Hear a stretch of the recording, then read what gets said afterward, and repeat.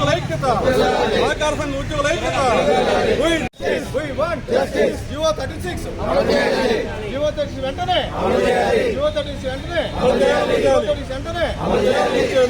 Lock వర్కులు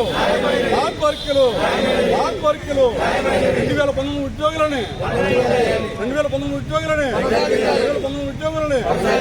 duty చట్ట ప్రకారం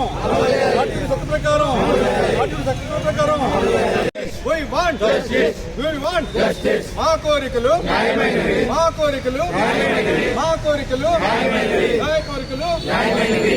న్యాయమైన మా కోరికలు తీరే వరకు ఈ పోరాటం, న్యాయమైన కోరికలు తీరే వరకు ఈ పోరాటం.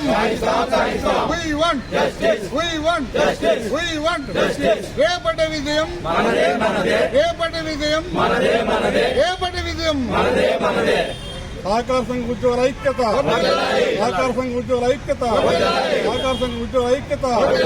జీవో నంబర్ 36 వెంటనే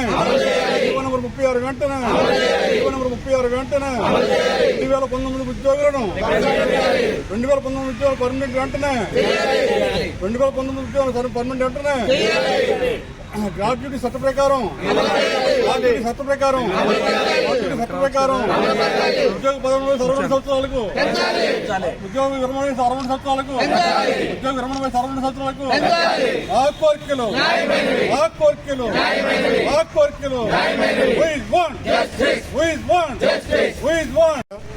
మేము పిఠాపురం నియోజకవర్గ ప్రాథమిక వ్యవసాయ సహకార సంఘాల ఉద్యోగుల నుండి మేము ఏళ్ల తరబడి మా సమస్య గురించి పోరాటం చేస్తుంటే 2019 టీడీపీ గవర్నమెంట్ జూన్ 36 విడుదల చేసి ఈ ఏళ్ళకు కూడా అమలు జరపకుండా కాలయాపన చేస్తూ మా ఆర్సీఎస్ అహ్మద్ బాబు గారు మమ్మల్ని రోడ్డుకి ఇచ్చారండి.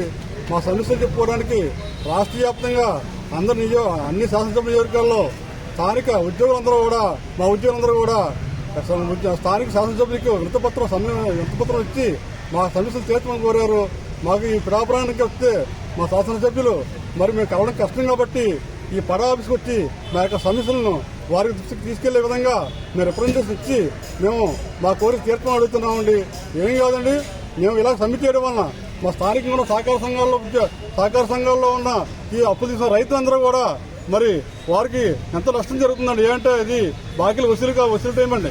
ఈ బాకీలు వసూలు సకాలంలో కట్టకపోతే పెనాల్టీ బట్టి అంటే 6% నుంచి 13% వారు పెనాల్టీ బట్టి కట్టవలసి వస్తుందండి. ఇది రైతుకు పూర్తిగా అన్యాయం జరుగుతుందండి.